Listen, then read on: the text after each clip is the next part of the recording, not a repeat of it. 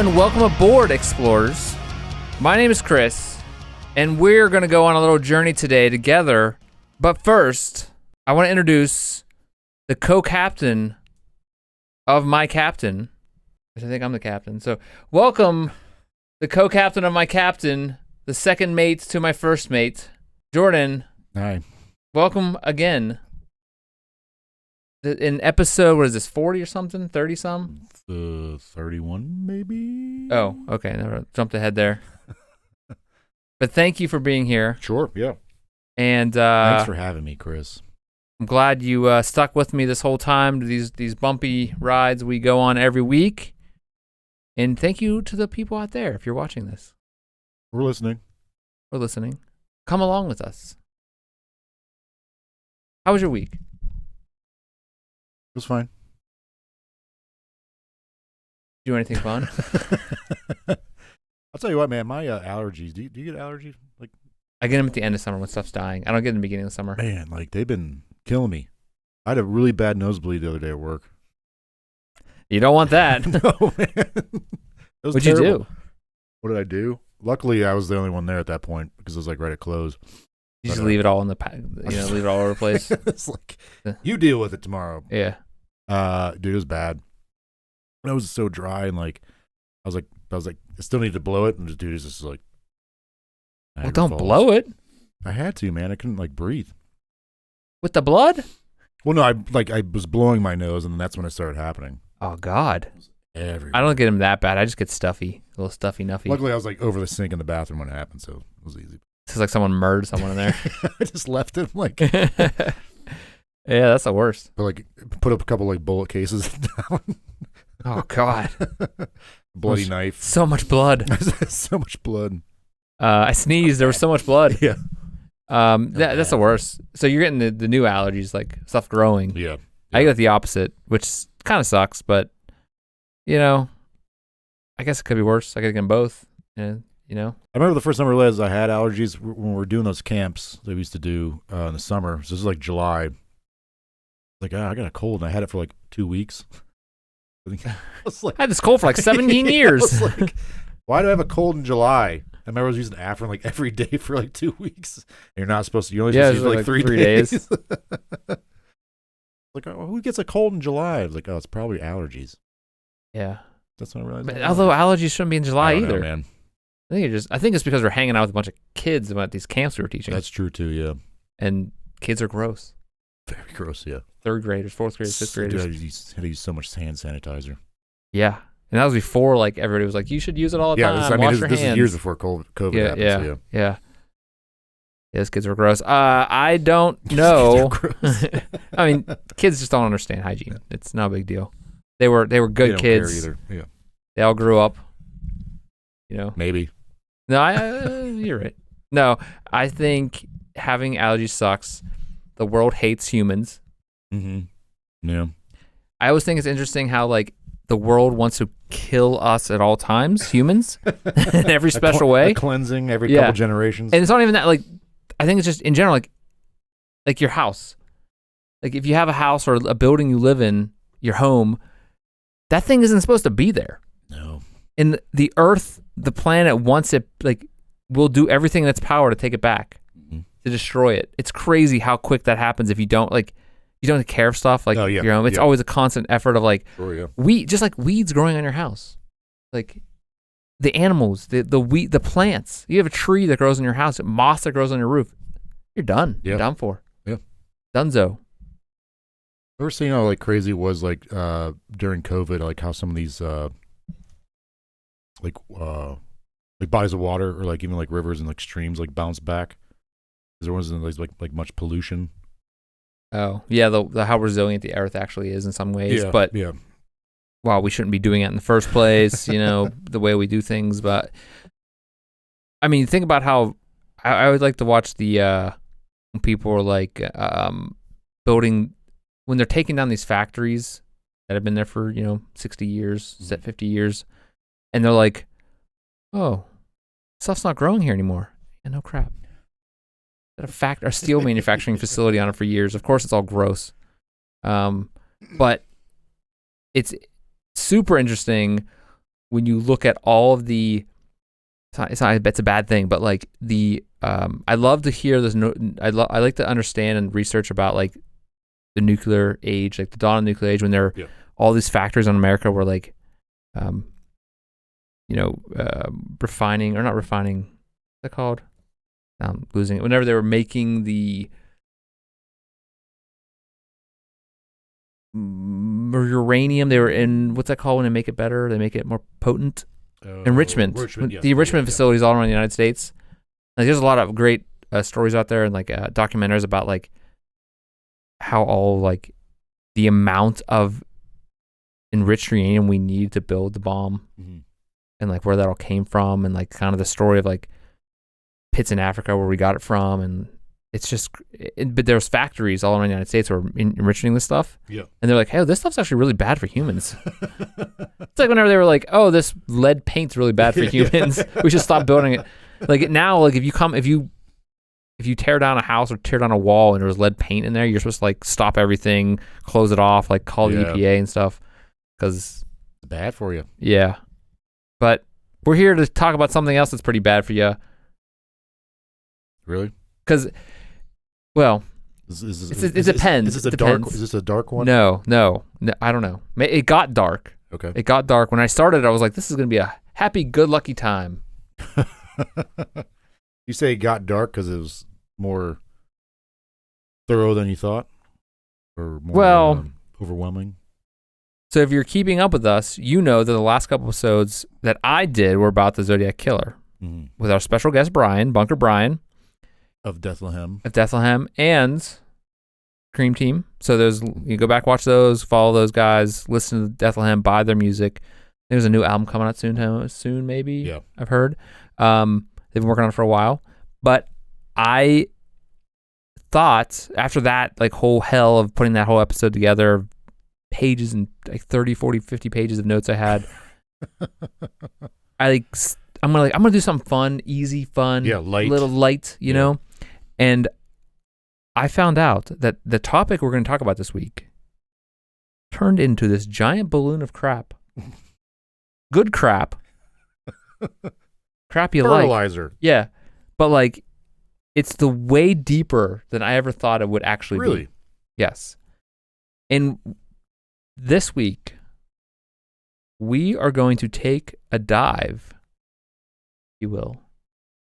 A belly flop, maybe. All right. Into the cryptids world. Cryptids. Oh, we're starting that now. Our first cryptids episode. Yeah. Right. Yeah. Cryptids. So when I said light episode, easy, silly, dumb, I stumbled upon a cryptid episode, right? Cryptids episode. Okay. A cryptid. Good question. And thank you for asking it. It's a very, very cute question you asked there. Very cute question. Okay. So little sweetie pie question. It's common theory, and most people would think that when you hear stories about this cryptid, that it was probably sailors misidentifying something in the waters. Okay. Oh, all right. We're doing that. All right. Nice. Maybe a sea monster of sorts? Maybe not. Maybe it was a person swimming out there. You know, who knows? Manatee. Could be. Things like sea lions, walruses, whales. There was, in last week's episode, we talked about the Nazca lions. Were there any mermaids on those on those hills in the desert? There were not, but I like that. We're going to be talking about The Little Mermaid. We're going to reenact the Little Mermaids shot by shot. That cartoon was awesome. Yeah. I never saw the live action one. I'm sure it's great. I would like to see it. I don't know. I don't think I've really watched any of the live action ones because I'm like, don't ruin this for me. They're okay. I think haven't been any that were bad. The Lion King, that's not really. That was pretty good. Yeah. It was not live action. Yeah, it was just a different animation method. Action. Yeah. It was a more modern animation. Yeah. They're supposed to be doing Moana eventually, I think. I'd like to see that. That'd be cool. They're doing Moana 2. They just announced. That's I like Moana a lot. Yeah. So I haven't seen The Little Mermaid. Like to. I know it's been out for a while. Just haven't gotten around to it. I have kids. My daughter was like, "Oh, this is scary." I was like, "All right, well, sorry." But she liked the original one, so I don't know what the hell's going on. Anyway, kids are fickle. We're going to be talking about the mermaids, not the Little Mermaid. I almost said the Little Mermaid. We're talking about mermaids, the cryptids, the cryptids, not the Little Mermaid, the cryptids, the mermaid, the topic. So, I never knew mermaids were part of the cryptid thing, but it makes sense. Yeah. Watch me get that wrong, but it's cryptid. I don't know what signifies something as a cryptid. Yeah, isn't it just like a mythical thing? Yeah, not necessarily mythical, but like let's look it up. Species of animal that, like, I don't know. Cryptids are animals that cryptozoologists believe may exist somewhere in the wild, but not whose present existence is disputed or unsubstantiated by science. Okay. So I would think that it would be a cryptid. We're gonna go with that. And if you don't like it, send me a comment. I'd love to hear from you. We can invite me on your podcast. Something. I don't know. Yeah. But some of the earliest kind of records of this cryptid, we'll call it, again, dates back to even 3000 BCE. Oh, okay. And not only that, far back. All right. Not only that, again, I thought this would be a fun episode. I found instead this internet hole filled with ancient cultures, historical retellings, medieval art, true believers across time and space from the beginning of time almost. Jeez.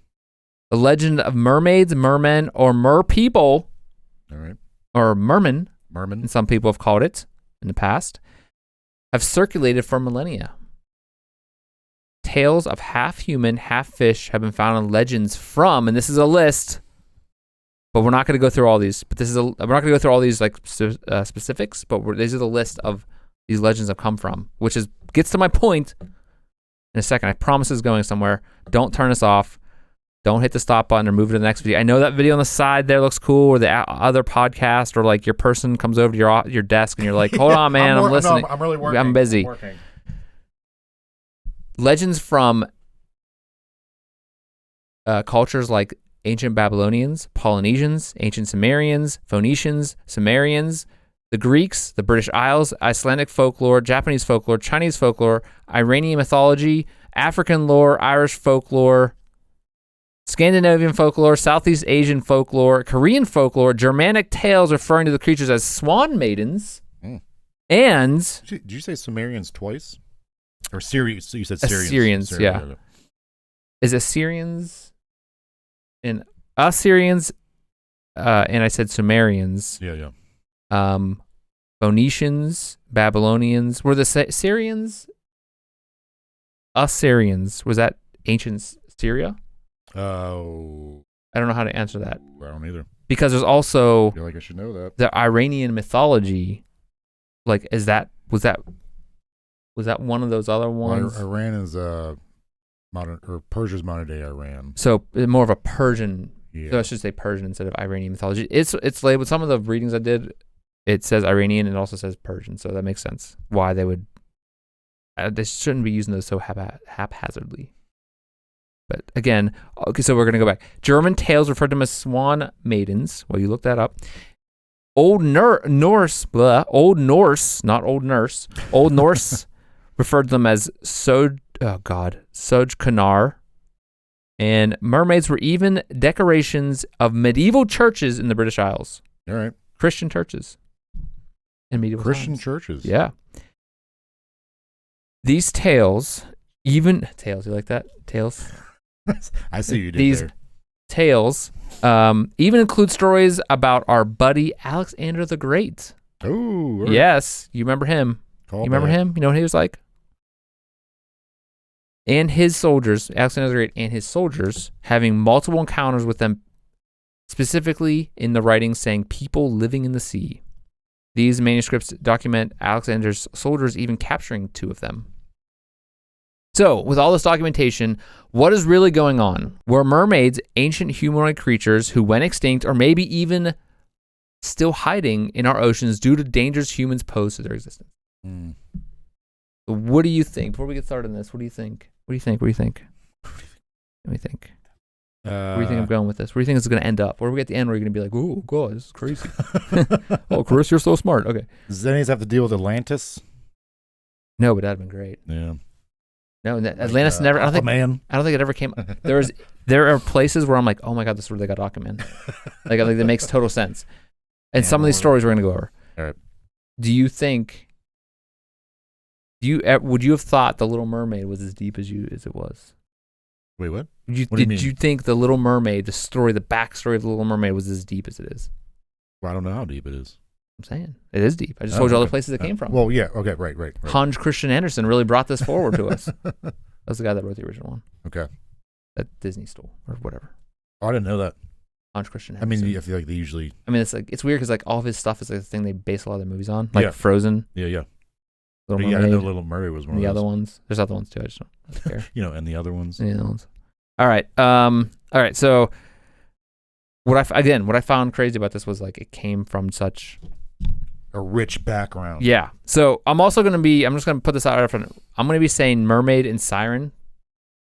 Like interchangeably? Not interchangeably because they come from different cultures. Yep. But they're also used interchangeably in specific cultures. Okay. All right. So when I say mermaids, merpeople, or mermen, or mermen, or merwiff. Merwiff? Yeah, I don't know. Throughout this episode. Stinky mermaid? Yeah. That's when you get a whiff of them. You're like, there's a mermaid around here somewhere. At some point, the siren tale got tangled into it, and there's a backstory to that, which we'll get into. And it was some point in the Greek mythology. Yep.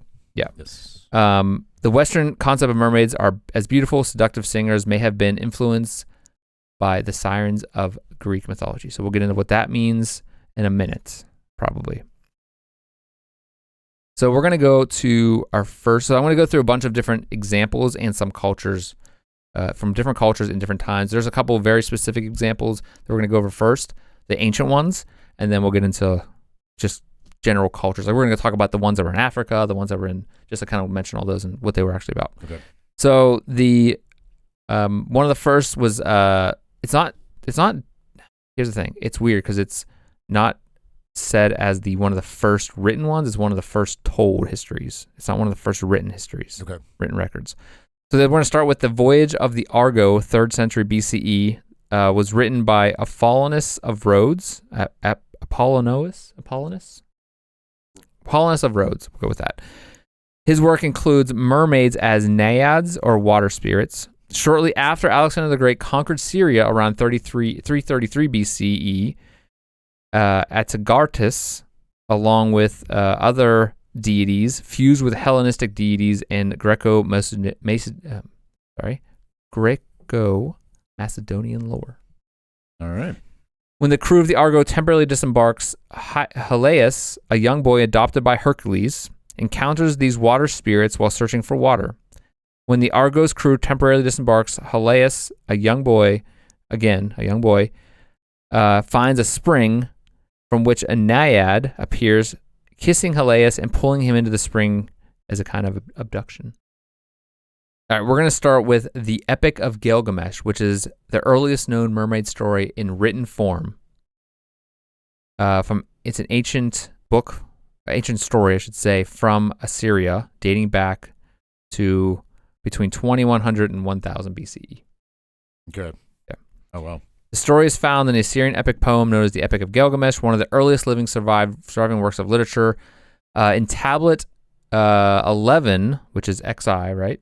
Yep. Okay, good. Of the Epic of Gilgamesh, there's a brief account of Gilgamesh's journey to the bottom of the sea in search of the secret of immortality. All right.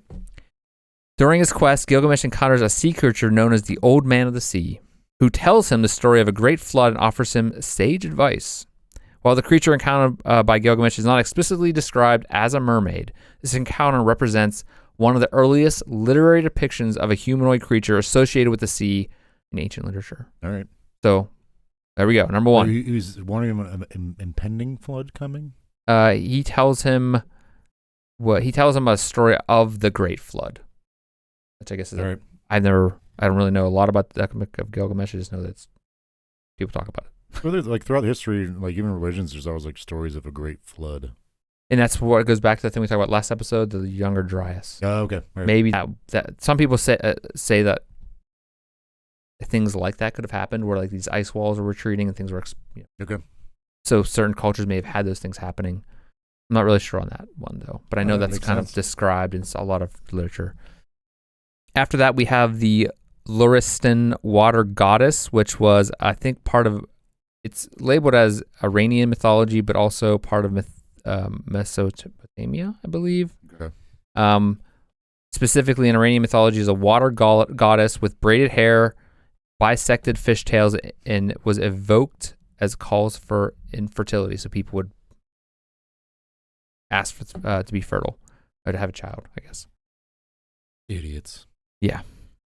Next, we're going to jump to 1000 BCE with the Atagardis, which was a goddess accidentally. So Atagardis was a goddess in Assyria, 1000 BCE. A goddess is known or understood to have accidentally killed a human she loved, and then she jumped into the water to hide her shame. And her godly beauty could not be concealed, so she transformed into a creature with a human upper body and a fish tail. Oh, there it is. Yeah. Next is the 725 to 675 BCE, one of the oldest legends of sirens coming from the ancient Greek mythology. In book number 12 of Homer's Odyssey, Circe, is it Circe? Is that Circe? Circe. Circe warned Odysseus of the sirens he would encounter on his sea journey back to Ithaca. Odysseus followed Circe's advice and managed to resist the sirens' charms by plugging his sailor's ears with beeswax. But Odysseus still wished to hear the sirens. Chris. Yeah, mine did. That's why I jam it in there. Hear the sirens. Odysseus still wished to hear the sirens, so he tied himself to the ship's mast to stop himself from being lured by the sirens, and then turning the ship into the rocky waters where they were. So bold move. Yep. We're going to jump to we're going to jump to the 3rd century, which is the Voyage of the Argo, written by Apollonius of Rhodes. This work introduces the mermaids as naiads or water spirits. Shortly after Alexander the Great conquered Syria around 333 BCE, Atagardis, the one I mentioned earlier, along with other deities, fused with Hellenistic deities and the Greco-Macedonian lore.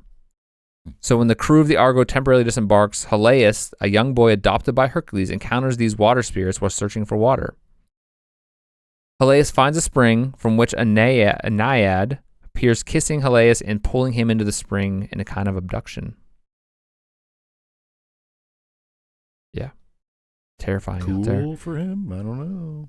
All right, that was 3rd century BCE. We're going to jump to the 1st century BCE. This is what's known as Decurto, and the Greeks recognize Atagardis in their own mythology as Decurto. I don't know if I'm saying those words right. Sorry. The ancient Greek historian Diodorus Siculus mentioned Atagardis as having the face of a woman and otherwise entire body of a fish.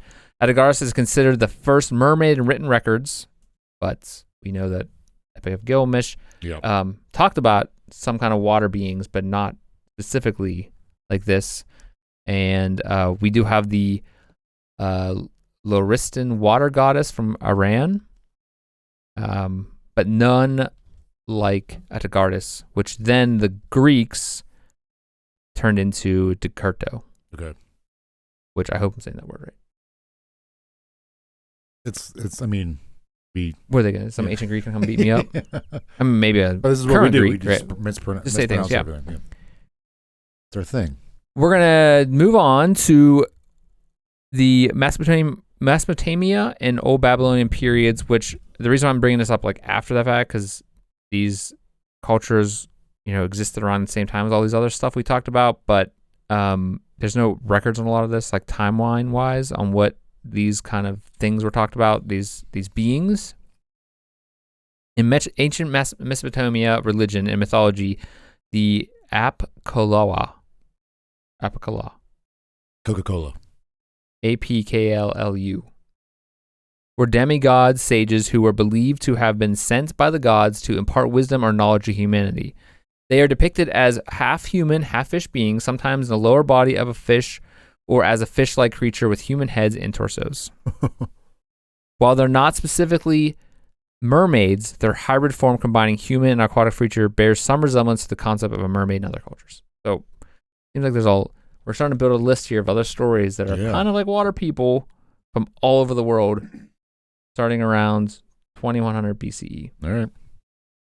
There's some other ones I'm not going to talk about in Mesopotamia, but there is record of that, like Tiamat.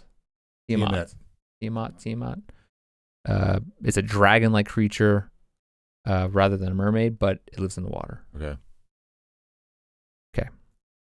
We're jumping to the Byzantine, Ottoman, Greek folklore. So a lot of the Byzantine, Ottoman, Greek folklore has sirens. Yes. They have a lot of sirens. The closest equivalent to the mermaids in ancient Greek mythology. They were mythical creatures depicted as part woman, part bird. Yes. This reminds me of that episode of What We Do in the Shadows. Yeah. Which was confusing to me when I thought about it. I was like, siren, and then I kept on seeing it, and I was like, oh, okay. So these mythical creatures were part woman, part bird, with a lower body of a bird and upper body of a woman.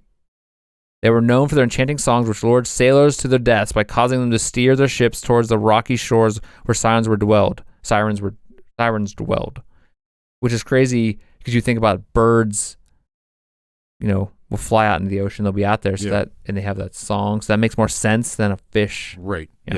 Being a siren, fish thing, While sirens were not explicitly depicted as having fish tails, their association with the sea and the lore of sailors shared simulators with mermaid folklore and other cultures. So what happened was the Greeks combined their story with those they conquered, and that's how we got mermaids in that culture. That makes sense, yeah. Yeah. They took the sirens and basically incorporated combined. it. Yes. So in Greek mythology, Oceanids were nymphs who were believed to be the daughters of Oceanus, the primordial god of the ocean in Greek mythology again. Nereids were specific types of Oceanid nymphs associated with the Mediterranean Sea and often depicted as beautiful maidens riding alongside Poseidon's chariot attending other sea deities. This is just rad stuff we're talking about here, yeah. While Oceanids and Nereids were not typically portrayed with fish tails, where that DC comic guy comes from. They were associated with the sea, embodied its beauty and power, similar to the way mermaids often depicted it in other cultures.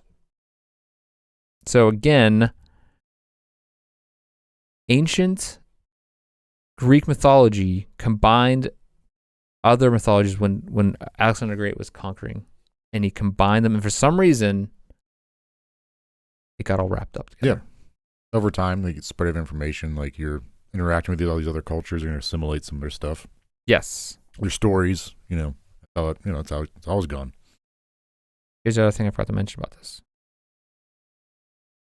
Sirens, while the Greeks were kind of had this idea of what a mermaid was, it wasn't until the Christian era when that then got combined into being a mermaid. So Greeks had these mermaid people that were under the water living. Yeah. The Nereids and the Oceanids, they didn't have the fishtails. Okay. It was the Christian era when the Christians, for some reason, combined them. All right. And so sirens became mermaids as well. But the Greeks still had some types of mermaid things. Yeah. They just weren't fish people. They were just people that lived under the water. Yeah. So that's where it gets a little confusing. And also, again, this internet hole that I fell in with this easy episode I thought it was going to be goes insane. But it's really interesting. It was actually really fun to look at all this crap because I didn't realize it was so deep. I thought it was just someone drew a person with a fishtail. Yeah. On a map. Yeah, and then you have old-timey map, and it made its way, and then you consider all of the popular culture, like Starbucks logo, the siren is fishtail. It's considered a siren though. Oh, really? Yeah, I didn't know that. The siren. Yeah. Proteus was a sea god and prophetic old man of the sea in Greek mythology also. He had the ability to change shape at will, often taking the form of various marine characters, including fishes and seals. You know, it's funny too. Like a lot of times, like at least like Roman and Greek gods, and I'm sure this is we're gonna go over prevalent in other, I think even like Norse mythology, but prevalent in other religions around the world. These gods would like change into animals and like, you know, mate with humans, creating a lot of these weird things. People were very bored back then, especially the religious type. Is making stuff up. Yeah. A lot to do. Yeah, what was one like Zeus turned into something, some animal, and like, I don't know. There's a bunch of that. Well, there's also like that stories about like the centaur. Like no, I'm talking about like how was he made? The people went to those the prophet ladies and that were like basically just huffing the volcanic ash and stuff. Yeah. They're hallucinating. Yeah. So this one is goes back to our buddy Alexander the Great. All right. And this relates directly to him. Again, we don't know for sure. Did you, in your research, did you ever come up with someone named Thessaloniki? Thessaloniki. I think so. So Thessaloniki was a figure from Greek folklore who was believed to have transformed into a mermaid after death. According to legend, she was the sister of Alexander the Great. Oh, okay. And upon her death, she asked her brother to find a way to ensure she remain immortal. Alexander was unable to fulfill her request. She then transformed into a mermaid and lived in the Aegean Sea. So he couldn't keep her, I guess. Couldn't make her immortal? Right. So then she just turned into a mermaid, which, I don't know. Are mermaids immortal? Yeah, could you imagine what the little mermaid looked like whenever she aged? Like, ugh. Yeah. Also, she was like, you know what the problem with that movie is? Let me tell you the problem with the Little Mermaid. I have a problem with the Little Mermaid, okay? She said bye to her dad at the end, you know, was like, see ya, Dad. Yeah, and he's like giving away his daughter. He lives right next to the ocean. Her castle's on the ocean. Yeah. You can just come up and be like, hey, how's it going? And he can give himself legs like he did to her. Oh, right, yeah. He just walk up and say, what's up, dog? Yeah. And then Got you there, Mr. Disney. And then if he... Take that, Iger. Yeah, if he gave himself legs, then he'd probably take his legs away too. So it's not like he's giving away his daughter. He's just like, he's not saying bye to her forever. Like he's like, you gotta let her go. Yeah, that's right. Yeah, you know, the little crabby guy was like, you gotta let her go, and he's like, I don't want to let her. She's literally living next to the ocean. Yeah, just like she was right up on a seahorse. Like, hey, how's your day? You're Triton. Do it how you want. Turn the other guy into like, you know, come live down with us. Like turn him into a mermaid man. Yeah. Merman. Was the other guy? Was the guy a prince? The guy she ended up marrying? Yeah, of course. They're always princes. Yeah. You know, everybody says she couldn't slum it in the ocean, so she would live up on. I mean, she was a princess, though. Yeah, right. She had to marry a prince. Right. Well, you an idiot. You know what? Everybody talks about how princesses, you know, like paint. You know, they're giving little girls this false reality. Mm-hmm. I say, what about the little boys and princes? Yeah. Always getting the girl. What about us living in castles, you know? Disney's messed up. Except for Robin Hood. That one was fine, cool. I guess. I don't know. Was it? It was good. Yeah, the Disney one? Yeah. That's like the hipster answer to the best Disney movie. Really? Yeah, my wife likes that. I'm like... She's like, that's my favorite one. I'm like, that's the PBR of Disney movies. Yeah, I can Robin Hood's the PBR Disney. Mine, and I hope this doesn't come off that way, but mine, one of my favorite, I don't know if it's my favorite, but one of my favorite is Sword in the Stone. Yeah, that's a good one. Which we will do something on. I'll do something on very soon. Oh, yeah, that guy. Yeah. Arthur. Yeah. What a weirdo. He had a mermaid, didn't he? Gave him the sword. Yeah, threw it in the to Lady in the Water or whatever her name was. Yeah. So there we go. Call back. Call ahead, whatever it is. Call ahead seating. Yeah, so we're going to jump back into the mermaids. Where were we with this? Okay, so Alexander's sister. Yes. Okay, wanted to be immortal. Okay, she wanted to be immortal. Yeah. He couldn't do that for her. Why not? He was a god, apparently. Right. So maybe he was only able to muster like just a little bit and like just turned like half her into a fish, like crap. Yeah. And then she went to the ocean. So he's living in the Aegean Sea. what she would do, the legend goes, she would ask sailors on passing ships, is King Alexander alive? Oh.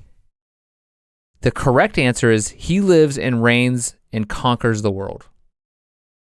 The answer would please her, and she would accordingly calm the seas and say farewell, send them on their way. All right. However, any other answer would enrage her, and she would stir up a terrible storm, dooming the ship and every sailor on board. I'd never heard that. Yeah. This legend derives from an Alexander romance entitled the Philadia to one word with a lot of letters and some X's in there, and has a mega in the beginning. Mega Alexandro. Sounds like dating to the Ottoman Greece period. Okay. Here's some more connection with Alexander the Great, of course. There are multiple stories about Alexander interacting with mermaids in his conquests. According to popular legends, during his conquest, Alexander and his soldiers came across a river full of reeds where they discovered beautiful women with long hair down to their ankles. Could you imagine having a wet hair with you all the time? You'd be your neck would hurt. Yeah. I would take that though. Yeah. Get out of the ocean. I would do that all the time. Just like never dry it. You're just dragging wet hair behind you. Everybody's like, dude. It was like wet. Yeah, it's like a wet dog. Wet clothes in here. So unfortunately, the Macedonian conquerors soon discovered that these women were not as friendly as they first seemed. They then dragged some of his soldiers underwater, embracing them until they drowned. In the Historia de Prelisis, in which Alexander's soldiers managed to capture 2 sirens above water in that story. There are other versions of the legends where Alexander and his soldiers encountered a population of mer people, naked humans who lived permanently in the sea, but were not violent or harmful to Alexander and his soldiers. Yeah. All right. Seems like a nice guy. Yeah. He's taking over the world. Dooming his sister to an eternity in the ocean. Yeah. And then she takes her wrath out on... At that point, you got to be like, you're right. We're going to jump to African folklore. All right. So, African lore, the water spirit named Mami Wata, or Mother of the Water, pretty rad, is linked to fertility, lust, and wealth. Okay. Just a whole gamut there. Often depicted with long hair and a mirror symbolizing passage between water and land, Mami Wata represents a connection between past and present. Other mermaid beings within African culture and subcultures, there are legends and stories of mermaid-like beings that inhabit rivers, lakes, and other bodies of water. These creatures are often depicted as shapeshifters capable of assuming human form. So not technically mermaids, but still mer type of people. Yeah, they could be a theme too. Right, yeah. Some traditions, mer people, and some of these traditions from Africa, mermaid-like beings are believed to possess magical powers that can influence weather, control water, or grant wishes for those who encountered them. They could also be seen as guardians to the natural world. So, other regions of Africa, there are localized mermaid legends. It's not just an entire continent belief. It's not grouping everything together. There are local legends of the different countries and different areas within, southern, northern, and that. Even Egypt has. I tried to specifically look at Egypt, but there's not a lot there with mermaids. There's some little mentions here and there, but I think it's enough that could be really known. Yes, considering their view of gods and stuff. Yeah. In Nigeria, for example, there's stories of the Mami Water. That's really surprising considering their dependency on the Nile. That's what I thought too. And maybe some of these overall cultures but I don't think any of their gods that they worshipped weren't. Sure. And I could be wrong, but I did specifically search that out. Okay. Maybe they're just too cool for it. These water people. Yeah. So again, in Nigeria, there are stories of Mami Water, which are similar to Mami Wata, and describes beautiful water spirits with fish-like attributes. So these are just a grouping of things, not one specific one. There are local legends, often reflect cultural values throughout the country. The more local ones represent cultural values, spiritual beliefs, environmental contexts of the communities where they originate. So there's a lot of tales that are cautionary. There's ones that are more kind of hopeful, and that these forces are there to help them, whatever, and protect the environment. Sure. That type of stuff. How you feeling about this? I had no idea like that this mermaids were this prominent across all these different time periods and cultures and regions. And so so what I'm saying, when I went back to, again, we went to Africa from Alexander the Great. But these ones I'm going into next, including Africa, are not so much time period based. They're just like culture based or like location based, like throughout time. It could have been Mami Wata, for example, could have been from 1600s to 1000 BC. We don't know. Yeah. It's just kind of, there are records and dates for a lot of different stuff, but it's so convoluted. Our episode would be forever. Let's jump into Southeast Asia. There's Indonesian mythology, folklore includes mermaids are often known as Putri Duong or sirens also. All right. They are depicted as beautiful half women, half fish creatures who inhabit the seas, rivers, and lakes of the region.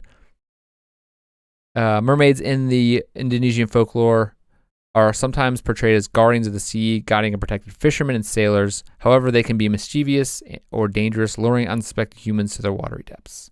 So it seems like anytime... combination again of siren and mermaid. Yeah, like anytime someone walks into the water and dies, the siren took them because they called them in. Yeah. But if they have a good harvest or a good fishing trip, like, the siren or the mermaids blessed us. Yes. Yeah. In Filipino folklore, mermaids were known as Sirena or Sayokoi. They are believed to inhabit the waters surrounding the Philippine Islands, often appearing as enchanted maidens of fishtails. Mermaids in Filipino folklore are associated with both positive and negative traits, just like before in the other cultures. In Thai mythology, mermaids are called Payonaka or Nang Paya Nok, which translates to birdfish. They are believed to dwell in rivers, lakes, and ocean, and often depicted with bird-like features alongside their fishtails. The siren thing again. And so what I'm trying to figure out is like, why are people so far away a long time ago who necessarily probably weren't connected, other than maybe Alexander the Great, having these stories that combine that are having sirens and like mermaids and sirens, mer people in the ocean that are helping and hindering. Yeah. And we're still going. We're still going.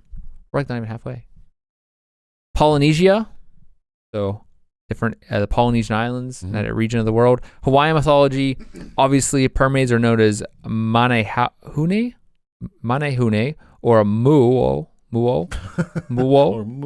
Yeah, these creatures are often depicted as shapeshifters who can transform between human and reptilian forms, including that of a mermaid with a fishtail. Mermaids in Hawaiian folklore are associated with water spirits and guardians of the ocean. They are believed to inhabit underwater caves, pools, and coastal areas, where they may interact with humans or influence the natural world. Was there, did you mention one? So, maybe think of, I think it's from Family Guy? There's an episode where the mermaid is like, it's like reverse, like it's the... Oh, yeah. The feet with the mermaid head, or the fish head. Yeah. Was there something that kind of mentioned that earlier? In the Hawaiian mythology? Was it what it was? No, they said that they can transform between human and reptilian forms, which I don't know. Okay. But it's just weird because like why wasn't that they could transform between half fish people too, apparently. Okay. But why wasn't that a thing? Like why not a fish upper half and human lower half? I don't know. You think someone would have, but like the fact that they're all saying it's upper human, lower. We're going to talk about this. Fish. This is kind of jumping ahead. I actually mentioned this. I forgot to mention this in my introduction that humans, our brains are programmed to look for faces. It's something that all humans, our brains always try to see a face in everything. That's why people see ghosts and stuff like that, because their brain's trying to make a face in the mist. You're saying ghosts aren't real, Chris? Not all of them. I'm saying that they could be. But I'm saying that humans, our brains... It's like an innate thing. It's something that... a lot of research has been done. Our brains are programmed to look for faces. Like a survival... Call it whatever you want. Yeah. Our brains want to do that. So that's why we see whenever we see things that are not human or not real, they usually have a human face in some way. Like Bigfoot, he's a human form creature, has a face. All these mermaids have faces. Yeah. I mean, we see whenever we're looking at still humanoid form. Oh, humanoid. I mean, it's a humanoid. Chupacabra? Yeah. It's mostly dogs with mange, I think. Yeah. Maybe it could be a chupacabra too, but again, we always see faces because even animals have faces. Yeah, right. And that's why misrepresentation is a common thing in mysteries. Okay. Because humans see faces. Interesting. I guess that would explain why they're... Because they're not seeing a fish face. We're programmed to see human faces. Like, our brains want to do that no matter what. Sure. Okay, we're going to jump to the New Zealand or the Maori people. Maori, Maori. Okay, thank you. Mythology of New Zealand. Mermaids are known as Taniwha. They're supernatural beings and believed to inhabit rivers, lakes, and coastal waters, and they may take on the various forms, including that of a mermaid. Okay, so New Zealand's nowhere near these other places. Yeah. Tahiti in Samoan folklore include mermaids known as Tafiti or Vitia. These mythical creatures are believed to inhabit the seas and are often depicted as beautiful and alluring beings with fish tails. So again, humanoid fish tails. That would be such a bummer to be like, oh, this beautiful thing's calling to me. Yeah. And then you see the bottom half, you're like, oh, well. I'd be like, rad. There goes that. Where's my phone at? Take a video of this. Mermaids in Samoan cultures, Tahiti or Tahitian cultures are associated with creation and the myths of creation. How about China? China. Let's jump to China. Take a ride with me. I think this is going to be the one. I think this is one of the coolest. I'll explain why. Okay. We'll get to there, but because it's rad. Chinese folklore describes mermaids as gentle, beautiful beings capable of turning their tears into pearls. Oh. Yeah, cool. Clams do that, right? How does that do that? Clam? How does a clam make a pearl? Is that true? I thought oysters do that, don't they? I don't know. There's a difference. No, oysters don't do that. I thought they do. Oysters taste like crap if you ever ate one. It's like snot. Yeah, you're right. Clams. Yeah. Jeez. How do they make that? I have no idea. Is that just their poopies? Yeah, like, is that something that's like part of their body that you're just like ripping out? Yeah. Or does that that's like their poops? No. God, we have to look it up. Yeah, clams make pearls, right? No. Not oysters. Yeah, oysters taste like snot. I like oysters. Really? Yeah. It's salty and gross. It's like I'm eating snot running down my nose. It is hard to get over that like consistency or like the mouthfeel of it. It's something, I tell you. Yeah. You shoot them. Natural pearls are made in certain types of bivalve mollusks, such as clams or oysters. Okay. Oh, okay. So make them. Both make it. Okay. Are they are they something there in there that are like compressing to make it into a pearl? Like, I don't understand that. I mean, science. It seems like we can make imitation pearls today, so we don't need to do it. We don't need to harvest them anymore. Yeah. Oh, check this out. Sometimes a parasite can get inside the shell of a mollusk, much like bacteria infection, and can get in our bodies. Cool. Parasite can get in while the mollusk is eating or breathing in a human. What? Huh? Oh, in a human, this is often stopped by the snot of our nose and our saliva and our mouths. I don't know what that's. I thought that was a reaction to that. I guess it is a reaction. It's trying to get it out. Okay. Yeah, that makes sense. Yeah. It's annoying as hell. It's like cold. Right? When you get like your body reacting. Yeah. Clear it out. Is that right? I guess that's what I'm saying. I mean, this weird website sound center of the cell. I don't know. This guy on YouTube told me so. So this bacteria this parasite can get into the mollusk. The mollusk immune system will be activated. It will irritate the mollusk and cause an immune response. The immune response happens in the formation of a pearl sac. Whoa.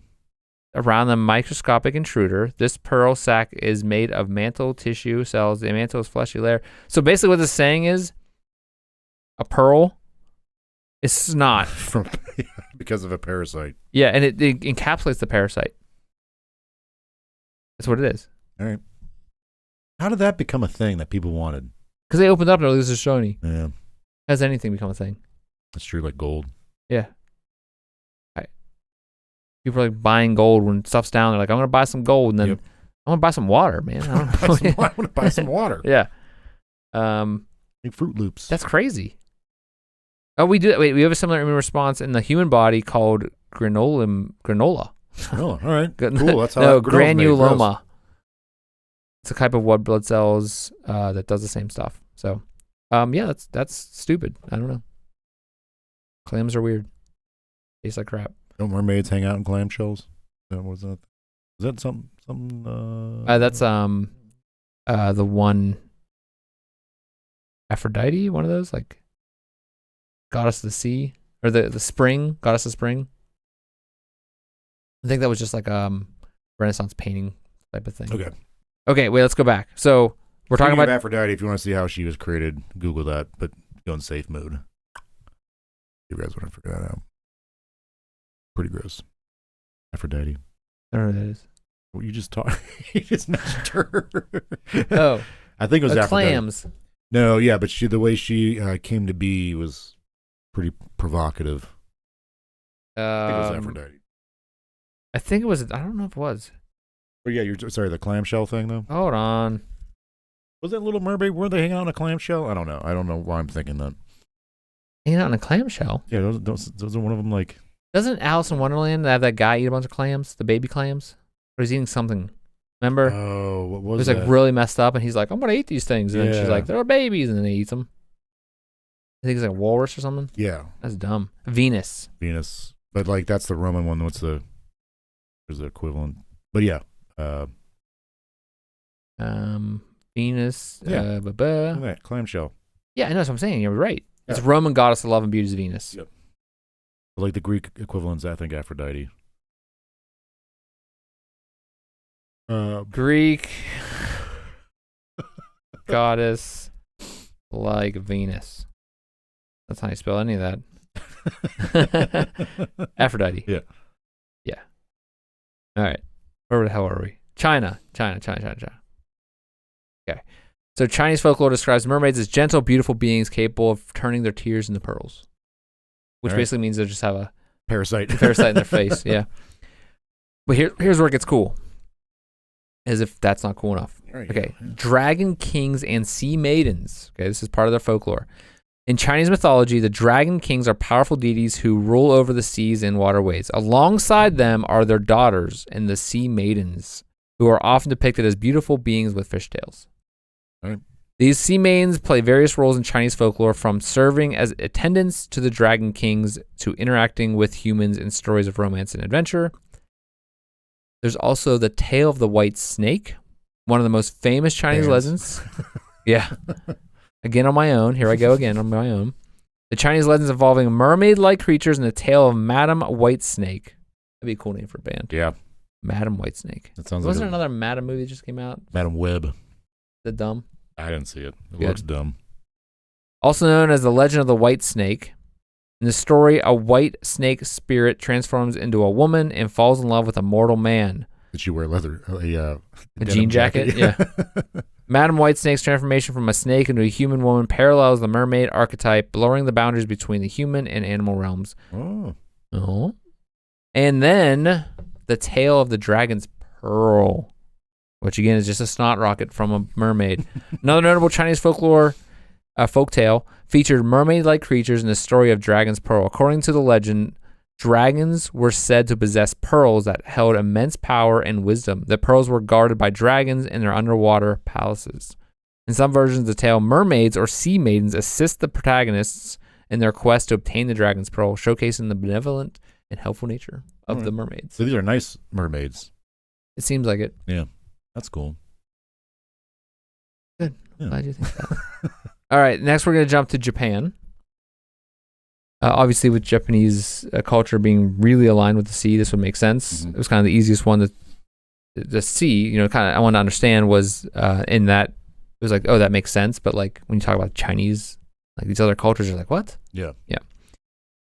So in Japan, the Ningyo are typically depicted as beautiful and otherworldly beings with long flowing hair, fair skin, and fish tails. Keep going back to that fish tail.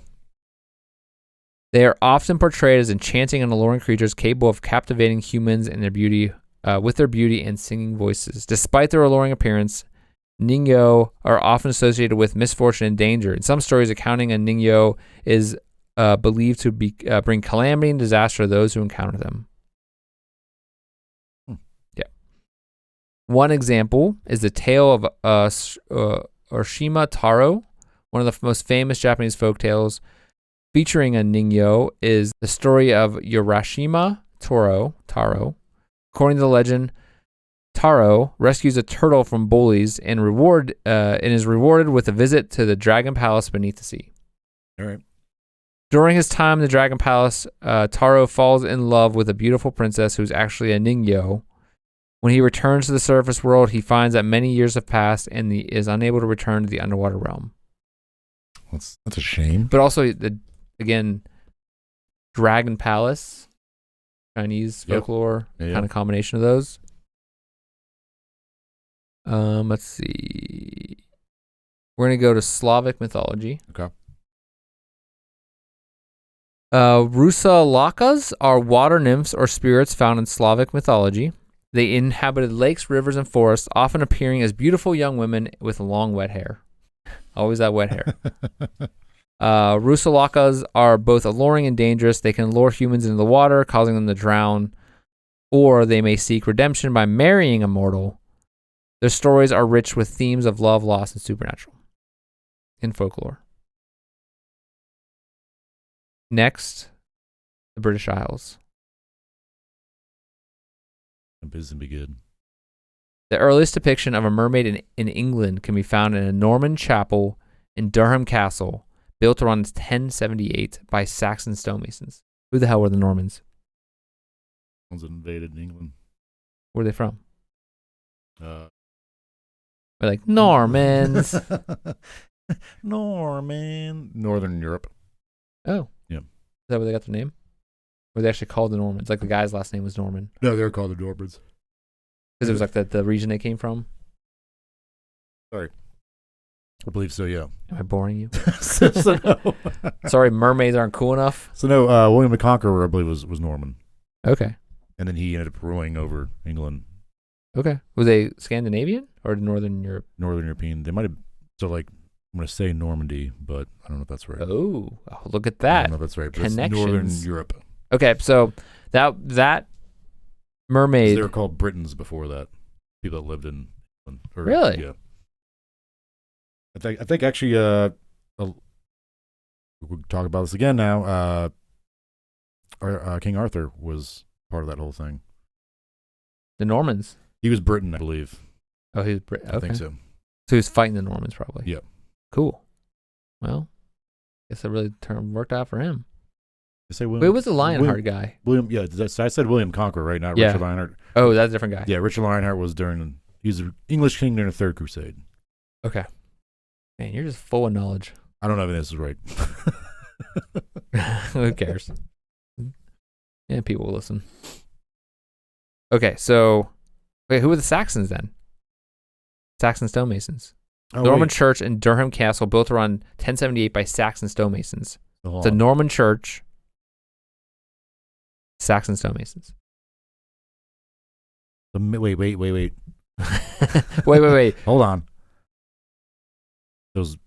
Stop swimming there, Ariel. So it was, okay, sorry. People that originally in the British Isles were Britons, I believe, and then the Saxons came in.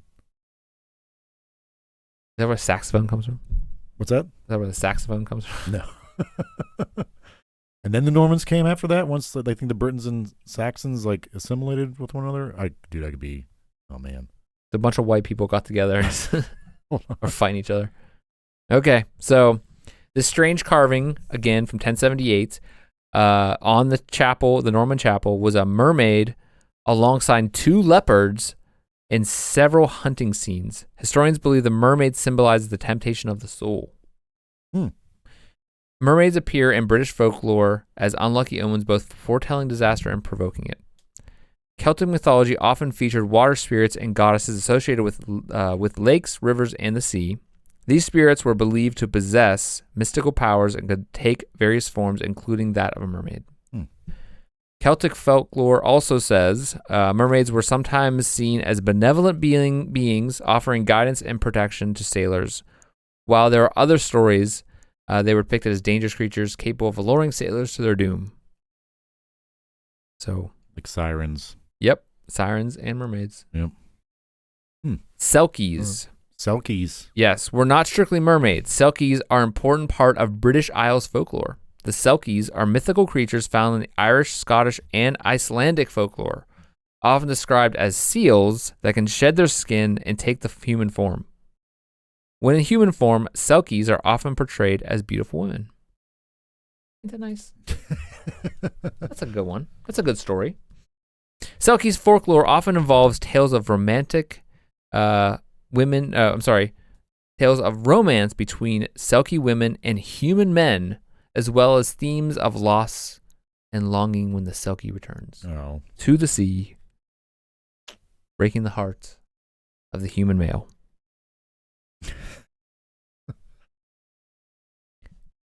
There's also siren lore associated with the British Isles. They have their own versions of sirens, which were often associated with treacherous rocks and dangerous currents along the coastline. These sirens, similar to the Greek counterparts, were believed to use their enchanting voices to lure sailors to the depths of the sea. Siren folklore served as a warning to sailors about the dangers of the sea, encouraging them to navigate with caution and respect the power of the ocean. All right. A lot of cautionary things going here. Yes. There was a mermaids from the Isle of Man known as the Benvari, which are considered more favorable toward humans than those of other regions. So the Isle of Man is an isle off the Scottish coast, I believe. I'm going to look that up because I don't want to be the guy that says Scotland and it's not Scotland. It's Irish Sea. Sorry, Ireland. So the Benvari are considered more favorable toward humans than those of other regions, with various accounts of assistance and giving assistance, gifts, and rewards. One story tells of a fisherman who carried a stranded mermaid back into the sea, and he was rewarded with a location of treasure.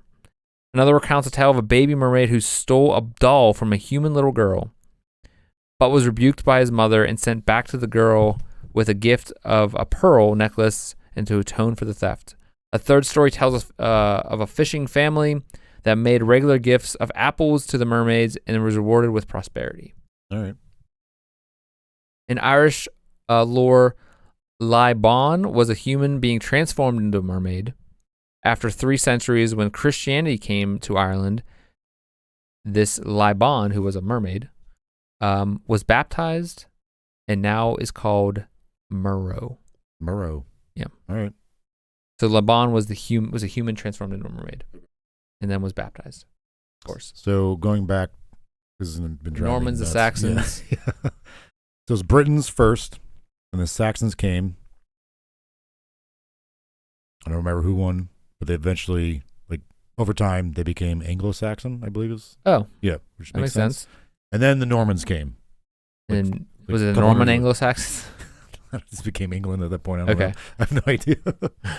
But yeah, the Normans came with William the Conqueror in 1066. So they came across this channel? The Normans came from, were they part of France? Or I guess Normandy, France? Were they eventually Gaul? Somewhere, yeah.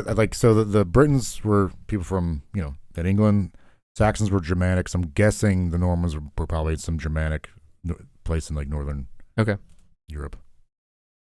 But we jump over to Brazil. What do you think about that? Ooh, okay. All right. Brazil has stories of the Lara, the Lady of the Waters, originally a water snake. Over the years, though, folklore changed Lara into a mortal woman with long flowing hair, piercing green eyes, who lured men into the underwater palace And to this day, Laura is thought to be by some to have been responsible for the accidents and disappearances of many men in the Amazon. Amazon, you want to go there? No, there's so many bugs. Yeah. If she goes with me and she can kill all the bugs, like the fire ants, like they can kill a person. Bugs alone, man. The spiders. Oh boy, you walk through and spiders break your face off. Oh god, it'd be hell. What? Oh yeah. Speaking of Disney, wait, isn't there like chompy fishies in there? Yeah, in the Amazon, like the piranhas. I think so. Yeah. Ugh. Speaking of Disney and mermaids, didn't that like a year or two ago they just put one out? It might have been Pixar that did it with the kid that becomes a mermaid. Oh yeah, that was back in 2020. Okay, it's good.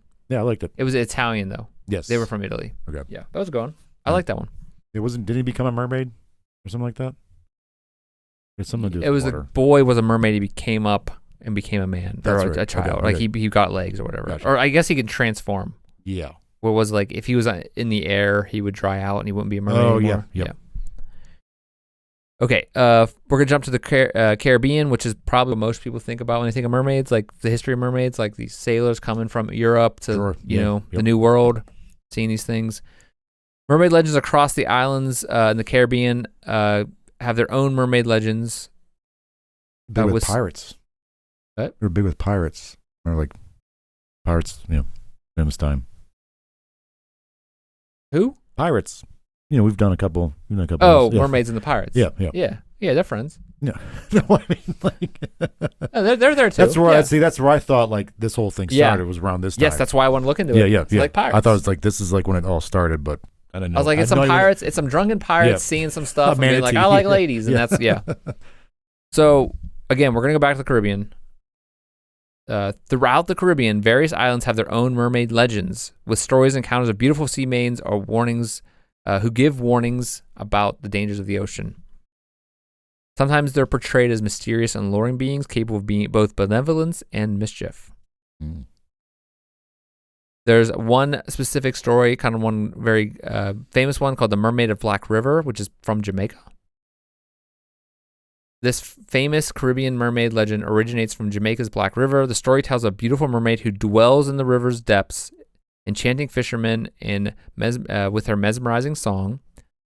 According to local lore, the mermaid is a guardian of a river, protecting its waters and inhabitants. She is said to appear to those who treat the river with respect and reverence. All right. Yep. How about Indigenous Americans? Oh. Yeah, even they got on board. Never would guess that. There's so we're still going through this. This isn't crazy. We're getting towards the end, but I also cut out a lot. Okay. There was a story from another Caribbean island, such as Santeria, where there was this Orisha of the sea, which is the mother of all life in that culture. Okay. Who's depicted as a mermaid who brought life to this island. Oh wow. But we're going to go back to Indigenous Americans. There are water spirits in Native American mythology. Indigenous American cultures have rich traditions of water spirits and mythical beings associated with lakes, rivers, and oceans. The spirits often take a diverse form, including mermaid-like creatures. In some Native American tribes, water spirits are revered as guardians of the natural world, embodying the interconnectedness of all living beings and the importance of preserving the environment. Okay. Makes sense. Yeah. But think about the size of America, and then going up into like Canada. Sure, yeah. Like, I don't know how connected were some of those tribes were with the ocean. So I mean, you got the Great Lakes, but still the seas. Yeah, so it's not just like a sea thing. Where are these stories coming from? I don't know. That's the mystery quiz. That is the mystery, pal. And I'm going to go to our last folklore section. We're going to jump into another section. Okay. Well. But smacking stuff today. Scandinavian folklore. Mermaids are known as Sojojungforar. Just like defeated. Yeah. In Swedish they're Sojojungforar. In Danish, it's Sofolk. And in Norwegian, Norway, it's Sajokanar. There's O's with X's, and I don't know. Yeah. They are believed to inhabit the coastal waters of Scandinavia and are often depicted as beautiful women with fishtails. Mermaids are sometimes depicted as guardians of treasure or as symbols of the unpredictable and treacherous nature of the ocean, serving as cautionary figures in maritime folklore. There was a couple stories that I'm not going to go into, but from Swedish folklore, basically a lot of these stories from Scandinavian folklore revolve around treasure. Okay. And these beings protecting it or giving it if they, if they are good. Worthy enough. Right. There's a lot of them. There's a Danish one that's pretty interesting. The Sea Woman. Anyway. Okay, so that's a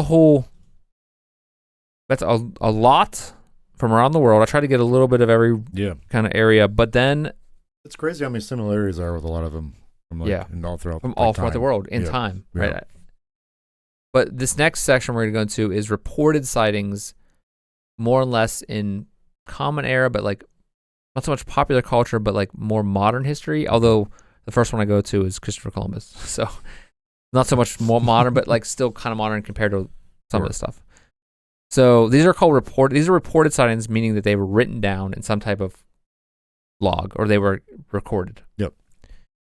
Reported mermaid sightings have occurred throughout history and continue to be reported in various parts of the world, often in coastal areas and near bodies of water, not bottles. While many of these sightings can be attributed to the misidentification of marine animals, optical illusion, or hoaxes, which we're going to go into at the last thing we're going to, some have captured public attention and sparked speculation. My first example is Christopher Columbus in 1493. During to his voyage to the Caribbean, Christopher Columbus reported seeing mermaids off the coast of Hispaniola, present-day Dominican Republic and Haiti. However, it is believed that what he actually saw were manatees or dugongs. Dugongs? Yeah, that's kind of comes up a lot as a dugong. Dugong. Kind of like a manatee. A little slender, maybe. All right. There's a lot of... I'm surprised how many people have modern history. It's just a mammal. Right. Manatee. Basically a manatee. Doesn't look like a person. Well, maybe some people. I don't know. I've never seen all people. Been out to sea for a long time. Yeah. Also, what's that one thing you get from the ocean? Pirates always get not enough vitamin C. Oh, scurvy. Maybe that's what causes it. Yeah. I tried to give myself scurvy once. Remember that? You tried to give yourself scurvy? Remember in college we tried to do that? No. Talked about it. There's like vitamin C and everything. And it's like impossible. We tried it. We talked about this. Maybe it was someone else. Maybe that's scurvy. I never thought I was talking to you. You tried to get scurvy? I was like, you remember you had tail, like the fish tail? Yeah. You're sitting on my bed. Yeah. You kept singing to me. Yeah. I kept on walking off the window or something. I don't know. Walking in. Yeah, that's why we left the oven on after we made those pounded tater tots. That was a bad day. Funny, but bad. How about Henry Hudson in 1608? You know this guy? Yeah. You know Mr. Hudson? Mm-hmm. Okay. Explorer Henry Hudson reported seeing a mermaid in the... I call him Uncle Henry. Uncle Henry. Uncle Hank. Explorer Henry Hudson reported seeing a mermaid in the waters near the Arctic Ocean during his exploration of Hudson Bay. So it's more northern. Yeah. We talked about that. His crew claimed to have seen a mermaid looking earnestly at them from the water, but again... Looking earnestly? Yes. It's likely they saw a marine mammal such as a seal. But they never seen... I've never seen a seal with long hair, flowing hair. Seashell bra. Yeah, I forgot about that one. The hair was wet, so. Yeah, and long. Yeah. Back to Brazil, mid-1600s. Danish physician and natural historian Thomas Bartholin wrote about a mermaid specimen caught in Brazil and was then dissected. This guy, Thomas Bartholin, sorry. He dissected. But he was the guy who discovered the limbic system in humans. Oh, really? Yeah. And then he dissected a potential mermaid. So where's this mermaid at? Well, I'm going to get into that. All right. Thank you for asking such a smart question. They'll refer to as a text as a seaman, Homo marinus, from Brazil. The account accompanied by an engraved drawing captioned "Siren," whose appearance was that of a humanoid female with bare breasts. Okay. Also known as a mermaid. Interesting. The specimen's body was deformed and without the sign of a tail, which matched the drawing. So the drawing had a tail. Okay. The drawing of this. And in the drawing, there was a membrane that joined the fingers. Like webbed. Right. Yeah. But wasn't. The body didn't have that, but the drawing did. Okay. Yeah. Then we're going to jump to 17th century. Visayas. So the drawer was just a liar. It's apparently fake news. Aren't we all? So we're going to jump to the 17th century Visayas. The anthropomorphous Johannes Johnston Historia Naturalis in Latin 1657. The Visayas or the Visayas Islands are one of the three principal geographic divisions of the Philippines. Okay. A type of mermaid referred to as an anthropomorphous or woman fish allegedly inhabited the Spanish-ruled Philippines, particularly in the waters around the Visayan Islands. And this was according to contemporary writings from the 17th century. The accounts are found in several books on various topics from magnetism to natural history to ecclesiastical history, referring to these beings, anthropomorphous beings. We're going to jump to 18th century Malakas, which is These are like reported sightings. So these are all written down. Yeah. Malakas is Where's Malakas? The Malakas Islands are an archipelago off the eastern part of Indonesia. Okay. Allegedly captured in the Malakas in the 17th century was the so-called Ambina mermaid, which is after the then Dutch province of Ambon. So the leading researcher referred to as Samuel Fallours Serena, after the man who came in possession of it and made an original painting in full color. It was supposedly caught in the Ambon province, which is the Malacca province now, presumably around the years of 1706 to 1712. During this period, Fallours served briefly as a soldier for the VOC, Dutch East India Company. Okay. Started in 1706 when he started, but turned associate curate for the Dutch Reformed Church until 1712. He got hold of this thing. The mermaid was suspected to be a dugong in reality. A dugong. The manatee. Yeah. We jump back to China. So the Qing Dynasty of 1730, there was the Yuzhong Jawan, which was basically a record of South China. Okay. Contains two accounts of mermaids. In the first, a man captures a mermaid, or a sea woman, on the shore of the Lantu Island. She looks human in every respect, except that her body is covered with fine hair of many colors. She cannot talk to him, but he takes her home and marries her. After his death, the mermaid returns to the sea where she was found. So, and she can't talk. Of course, that's the best. Marry her. Yeah. Sounds like a dream. She can't talk back. Yeah. And this is something that was recorded. Yes. It's happening. 1730. In the second story, a man sees a woman lying on a beach while his ship was anchored offshore. On closer inspection, her feet and hands appear to be webbed. She is carried to the water and expresses her gratitude toward the sailors before swimming away. Not too bad. Pretty nice. Yeah. We're going to take another jump in time to 2009, South Africa. Ooh. Yeah. All right. 2009, there was reports of a mermaid sighting in the coastal town of Gansbaai, South Africa. Witnesses claimed to have seen a creature with the upper body of a woman and the lower body of a fish swimming in the ocean. Despite extensive searches, no concrete evidence was found to support the sighting. There's also around a time... Fishy. There's around a time that there was that show on history. Oh, yeah. Where they're like the body of truth, I think.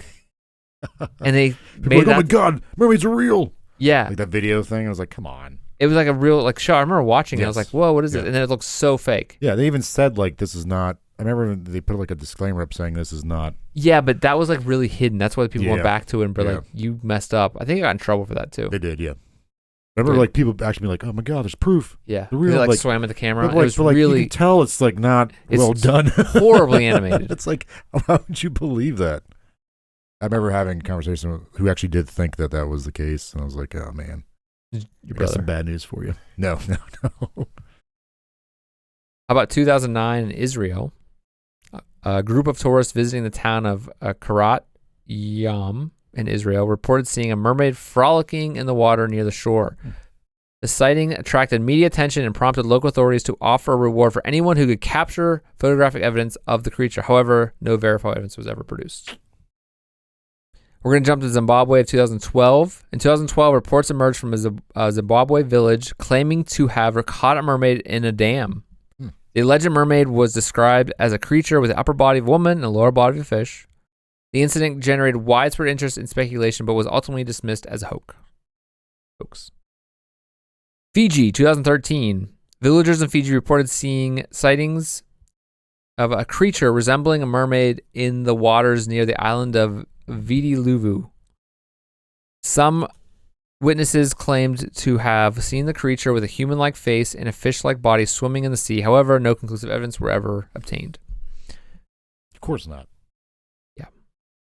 All right, so I came into this episode thinking mermaids were just told from drunken sailors, as I said. Yeah, right. You know, Same. during the Age of Discovery, they're all swimming around. They're all seeing new things they never seen floating before. around, right? Yeah. Yeah, scurvy. Yeah, and really so they're on boats really for a long time. They're lonely, right? However, all of these examples are from many cultures all around the world over thousands of years. Yeah. Which I did saying not know. kind of the same crap, you know, good and bad, sirens and mermaids. Yep. What the hell are people? What do you think people are actually seeing? I don't know, man, because like, and we're gonna go into theories next, but like the fact that they're like spread all over the globe. It's kind of the same thing. It's like use like a cautionary kind of thing, or like sometimes they're helpful, sometimes they're not. I don't know. Right. I don't know. It's there's so much from all around the world. Yeah. Why are all these people saying kind of the same thing? And again, like this could be information or like stories that are being told that get carried on to like, you know, through trade and people assimilating in other cultures, bringing their own like stories with them. I don't know. Even from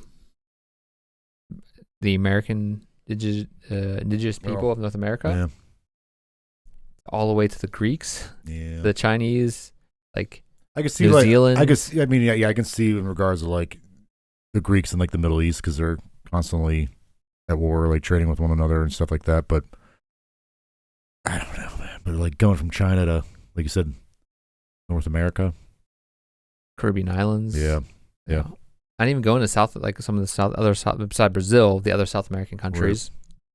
Right. Okay. We're gonna go into theories. Okay. There are plenty of examples that we just went over of mermaids and folklore and other stories. Were they just seeing sun dogs? Sun dogs, yeah. Swamp cats. Swimming sun dogs. These theories all have various interpretations, but we're going to go over kind of the common ones that are mostly or try to explain what these people are seeing or why these things are true. The first one, I don't have any order. I have time to put them in an order for you. Ghosts. Aliens. Aliens is not one of them. Oh, all right. Maybe that makes sense though. Maybe the aliens were. Did you ever see the movie Abyss? I think it was he did Avatar, Titanic, Jim Cameron. James Cameron? Yeah. Jim Cameron? Is that what you said? Yeah, he's my buddy. Jim Carrey. You know, Jim Cameron. Yeah. Old Jimmy C. He did a movie about like underwater aliens Yeah, I mean, it makes sense. Maybe that's what we're seeing. Where are they going to be? Aliens living underwater. What's it? Always that he was like, well, 80% of our water, our Earth is water, and we don't know anything about the water. Yeah, I mean, we know more about the moon than the water. Right? Yeah. Well, there's nothing under the water. It's kind of boring. It seems tough to get down there. Yeah, but like, there's a lot of crap down there we don't even know. What's that fish that has like the light on the top? Is that true? A lantern. Is it really far down? Yes, I think so. Yeah. Light, makes its own light. Bioluminescence. I mean, there's some crazy crap down there. They found out there's really giant squids. Yeah. Which is terrifying. Yeah. So why not mermaids? Yes. Yes, that's what this whole thing's been about. Yes, I want mermaids. I'm gonna be swept away. I want them flip flopped. I want like the fish head of upper torso fish. I'll take whatever I can get. Human. I mean, if it could, I think aliens would be is just as good an explanation as any of these other ones. Yeah, right. Maybe they are just this thing comes over, drops them out, just plops in. Did you ever hear that? This has to be a joke, but like people think octopuses are actually aliens. Yes. I'm okay with that. They look like aliens. Yeah. They look weird. Yeah, I mean, I'm not gonna like fight an alien or fight an octopus. Octopus alien. I'm not gonna fight one. Like, I don't like, there's some animals I'm like, you suck, I'll kill you. But like an octopus, I'd be like pretty hang out with. Yeah. I don't like his sticky, squishy hands. Are like, oh god. I don't want to like a snake. I'll murder a snake. Did you see that? Gosh, did you see that giant snake they just found? Like the biggest snake in the world. Is it like an anaconda? Is that supposed to be like one of the bigger ones? Yeah, this is like bigger than that. I'm assuming February 29th. Amazon of this year? Researchers discovered the world's largest snake species, an enormous green anaconda. It wasn't the Amazon. Green anaconda. I look at this. There was this picture of this guy carrying this thing. How big was it? How big was it? It was big. It was like people carrying it.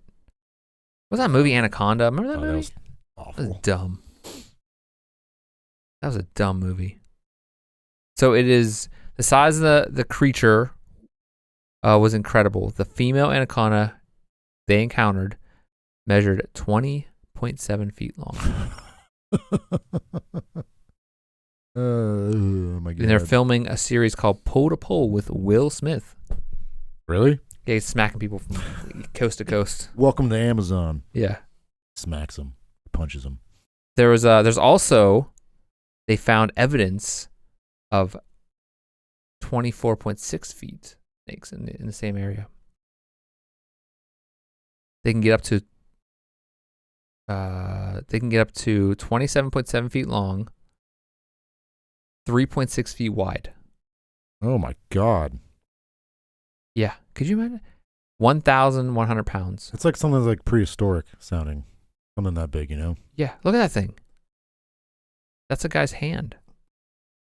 What is what part of the snake is that? That's the face. Oh, okay. That's the mouth. A weird angle. I guess you have to talk to Will Smith if you want to see the real picture. He'll smack the crap out of you, though. All right, so let me go back here. Marine mammal misidentification is our first theory.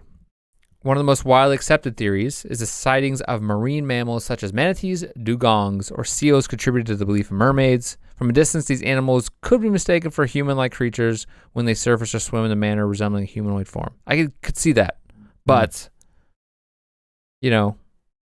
like, come on, they didn't have glasses back then, right? True, for a lot of times, a lot throughout history. So people still had bad eyes. Yeah. Also, these are things they've never even seen before. Right. Most of them. And again, it goes back to I tell you, the brain wants to see faces. Yeah. And so they could see a face in something they don't stick far away. Right. Another theory is sailors' tales and misinterpretations of their tales. Sailors spending long periods of time at the sea often encounter unusual marine life and phenomena. Stories of mermaids may have originated from the exaggerated or embellished accounts of these encounters, as well as from the psychological effects of isolationism, fatigue, and dehydration by the sailors. Because they're lose their mind. They're not drinking water when they're out there, right? No, the water's too dirty, so they're drinking like wine and crap. Yep. Yeah, they're probably not eating well. They're constantly sick, tired. Yeah. While I'm in the poop deck. These are long voyages they're doing a lot of times. And they're probably bored. Yeah. The mind will start playing games on you. They're probably drinking wine, looking at the ocean, being like, well, that's a person. Rum. Why is that person's... I'm sure I miss my wife. Yeah. Here's another theory is some anthropologists suggest the mermaid legends may have arisen from a cultural memories or collective unconsciousness related to human evolutionary history. The aquatic environment has played a significant role in human evolution. The ancestral memories of life in water could have influenced the development of mermaid myths. All right. So just our connection to the ocean and water. Yeah. Evolution. Another theory is mermaids may represent archetypal figures found in mythology and folklore worldwide, such as water spirits and sirens or shapeshifting beings. They embody themes of the unknown and allure of the sea and the duality of human nature, serving as symbols of both beauty and danger. So it's kind of like people are seeing them because it's part of folklore across the world. That's why people see them. Because they've been told all their lives these stories about the sea. They're imagining that these things are there? Because they've been told their entire life, that they're going on they're a sailor out, going across the ocean. They were told about these folklore, so they're looking for them. They're like primed. Okay. They're primed to look for these things. So this kind of this tradition they've been told all their lives about the sea, and they'll resist the siren's call and stuff. Yeah. And then how did all that stuff start then? It had to start doesn't somewhere. Really explain that. Yeah. It doesn't explain where it came from. Also, I was like wondering, like, you see in like those maps from like when the age of discovery, when people are setting sail across the ocean, you see like these weird sea creatures on the maps. Like, what the hell are those? It showed mermaids. It showed like dragons and stuff like that. Yeah, I think it's probably again just folklore. Yeah. Right. But where did that folklore come from? Right. Or like the verbal history or whatever they call that. Oral history. I think it's verbal, the same thing. Yeah. I'm not a teacher of English stuff. I'm not a teacher of words. Words? That's for the nerds. Got stuff to build. See if those words will protect you in a rainstorm. Words build you a house? Yeah. Then make your toilets flush. Yeah. You'll read a book. All right. Another theory is natural phenomena, environmental factors, such as bioluminescence, mirages, or unusual weather patterns may have contributed to the sightings of mermaids or other anomalous phenomena at the sea. These natural occurrences could have been interpreted as supernatural or mythical events by ancient seafarers, also primed by the folklore. Yeah. That was part of their, probably them growing up and part of their history in their society. Can you imagine seeing, like, not even knowing what bioluminescence is from like algae and stuff like that, and like seeing that for the first time, and be like, "What the hell's down there?" Yeah, I mean, imagine we're just talking about one cryptid here. We're just talking about just mermaids. Can you imagine all the other crap that's out there? There's a lot of other weird crap when it comes to cryptids. Yeah, cryptids. Another theory revolves around psychologists and anthropologists suggesting that belief in mermaids may stem from a deep-seated human fears, desires, and fantasies related to the ocean and the unknown. They're just scared. Sure, yeah. And so therefore, to help with our fear, we create stories. We create stories that mermaids are the ones, or sirens are the ones doing this to us, or giving us these things. Mermaids serve as a cultural construct that reflects societal attitudes towards femininity, sexuality, and the natural world. Do you think the psychology thing of it is that, like you said, they're making or giving identity or prescribing their fears to something? Since it's out of like this going, like say you're at sea, like a lot of these things are out of your control. So like I need, other than not knowing, like the fear of the unknown. Like if I prescribe this to a certain thing that was told about when I was a kid, like fable, like it makes me feel better. Absolutely about this. I think that's exactly what they're saying. I think that's exactly what. Yes. Okay. I think that's exactly what happens. That they're just like we talked about when COVID was going on in one of those episodes, a couple episodes ago. People needed control. Yes. In a way to justify what was going on or explain it. Yeah. They put it into other ways. They were scared of it. They went against it, or they wanted to fight back against it, like through like whatever control kind of thing. Yeah, the control factor. And I think this is another example of that. Like, there's no way the ocean can just take me. It has to be a living being or something. You know, there's no way that we're not going to survive this trip across the ocean, or we're going to survive this storm. the mermaids helped us. Yeah. They saved us. Like maybe there's intense trauma. You're kind of drunk and dehydrated. You're in an ocean storm. You're like, oh my God. And then like you see something over there. It's like a flash of lightning and like something that's like a seal hanging out. It's like, oh, she's telling us it's okay. Yeah. This is a way to calm yourself down. Right. Because I'm sure that other sailors weren't very good, like, good therapists. So they probably had to do something. But, I think a lot of this can be, any one of these could also be coupled with the fact that, like we were saying earlier, as far as one of the theories, as far as being out at sea for a very long time, maybe not well hydrated, exhausted, like these can all be paired with, a lot of these you can just compare it, like they can be combined. Mm-hmm. And it would explain, the mermaids. So the next part of this, I want to talk about the theories, but also I forgot to put this in here, the hoaxes. There's a lot of hoaxes. The biggest one being the Fiji mermaid hoax, which we went over. Mm-hmm. I'm just going to quickly just mention these. Okay, There was the Fiji mermaid hoax was the most popular. I think it was the 19th century though. So we talked about a more recent Fiji, but the Fiji mermaid hoax was a specimen that someone in the Fiji area, Fiji Islands, found and passed it off. They mummified it. They passed it off as. I remember hearing about that. Yeah, and it was actually a monkey and lower body of a fish. They combined them. Wasn't that part? Didn't they include that in part of the most recent hoax thing that we were talking about though? Yeah. Was that like part of that show? Yeah. They just stitched them together. The The other part is like hoaxes is dedication. like there's a lot of, and so one of the things is, and it's really interesting that they combine or kind of make these connections, is like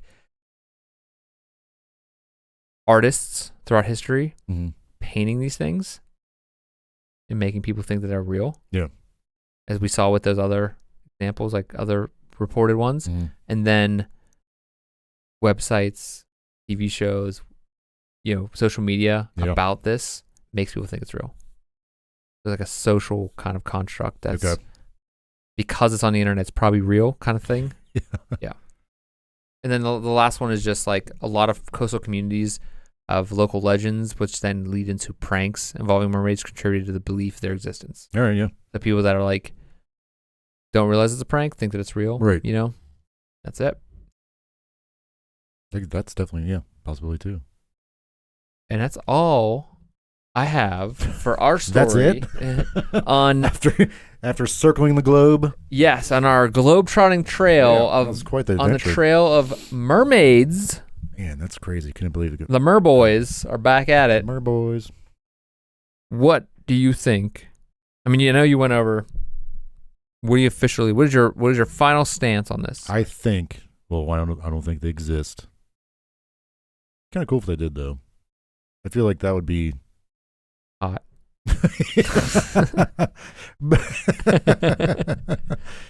But yeah, I don't. I think it'd be cool. Something like that would be cooler, I think, than Bigfoot. Yeah. Or the Loch Ness Monster. I'm sick of Bigfoot. Yeah. I'm sick of the squatch. The stink ape or whatever, skunk ape or whatever that is. And that's another example of a cryptid that's all over the world. Yeah. But I'd much rather have a.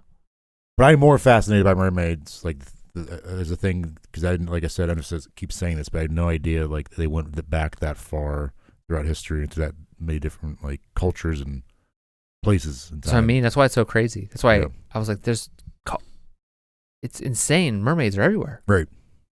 Like, it's throughout history. Yeah. From 3000 to 2800, 2100 BCE, there's records of it. Yeah.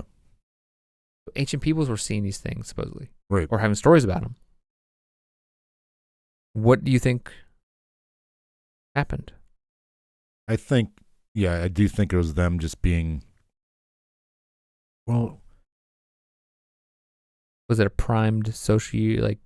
But here's the thing, look, this is what keeps throwing me off. A lot of these places, they're not necessarily landlocked. I don't think most of them are landlocked, but like you wouldn't think of like China having stories of mermaids. I know they have a sea, they're big bodies of water, but like I would have thought that being a thing there. Yeah. Japan, I understand, because but Philippines, I understand. Like that part of the world there's a lot of that. But and obviously, Polynesian makes sense. Caribbean, like big areas. waterfaring societies that are depending on that. I can understand, but like, I don't know. So ultimately, I think what like these people might have been seeing, but even way back then, they're not doing they're not doing long sea voyages like they were come the time of like discovery of the New World. So like they're seeing it, like if they're seeing these things for real, they're seeing them on the coasts, or like near the ocean, right? Or lakes. Like and again, rivers. they go out in the they'll go out in the sea and the ocean, but like they're not doing these long sea voyages. Because my initial thought was like they're seeing this stuff because they've been at sea for so long, but like they're sleep depraved, like they're isolated, they're lonely, that might have been eating well, and they're just like they've been staring at nothingness for so long that they start seeing things like mirages, and like their minds are playing tricks on them. And that makes sense for people doing these long sea voyages, but like not all these cultures are doing sea voyages. No, that's the thing. They're still fishing. What the hell are they seeing then? I think it kind of goes back to like folklore and like more stories of morality. It seems like with a lot of these, which we've been the case I think before when we've done this show, like moral stories of where some of these like with the Pied Piper. Yeah. I think what we have is, I think it'd be simply as something that was kind of entered into folklore, like the culture, through, like you said, protection, like as like a way to justify being why this person died in the ocean and why this person didn't, why this ship survived. Like respect the ocean. But also then it kind of filters on into like parents being like, hey man, you go into the ocean, you're going to die. You got to respect the ocean. The mermaid's going to come get you, or the siren's going to call you. Right. Like why did my husband's ship get slammed into those rocks? Right. It couldn't have been just the ocean or the wind. It had to be. It couldn't be his fault. Right. It had to be this or her fault. Poisoning of their mind with the siren. I think it's more of just folklore that is. I don't know how it started. I have no idea how this folklore started. Right. How any of this in any of the cultures started, especially because it's so similar. Mm-hmm. I mean, the Greek one to Western culture makes sense, especially with the way. I don't think it's possible. Could Alexander the Great have been the filter for all this story spreading across the world? I mean, a good chunk of it, yeah, but I don't know about like. And then it transferred from maybe in time. Whenever he was down in his furthest reaches, he's heading up into China. Yeah, Asia. He so wanted to keep going east. Maybe that story was left from Greek mythology and transferred out, but that's still. I don't know. But yeah, a lot of it though too. These societies, like their deities are like water gods, right? Or have like. Maybe. Yeah. But so it's more of what came first and what actually caused them to have that. The chicken or the egg kind of thing. Yeah. So maybe they're gods or water gods because they want to get. It's kind of this thing was like the sea is serving us, or like we have to make sure the sea is happy. Yeah. Whenever storms come, the sea is mad. Yes. And then they personify that. Yeah. That's what I was looking for. They personify that as a deity. Yeah. And then that deity thought just goes through. I think it's just like humans are naturally want to see faces and they want to personify everything. Mm-hmm. They don't think the world just works the way it is, especially back then. Right, yeah. They don't understand the science of the world and how the world actually works, how storms work, how the ocean works, how currents work, how crops work. And so they had to personify all those things with something otherworldly feeding it or causing it. Then like these later explorers who, typically if they're religious, they don't come from polytheistic religious background. So why would they think that like, they wouldn't think that these are like gods or like creatures that came from, some god from weird mating or something like that. But like, why would they then be thinking these things exist? Maybe they just think they're human beings that were. They're a creature we don't know about. Yeah. Just happen to look like a human. I mean, it could be as easy as that. They don't think that they're demons or gods or whatever. Right. But some of them did mention if like a lot of this stuff is passed through time and through oral history, I don't know.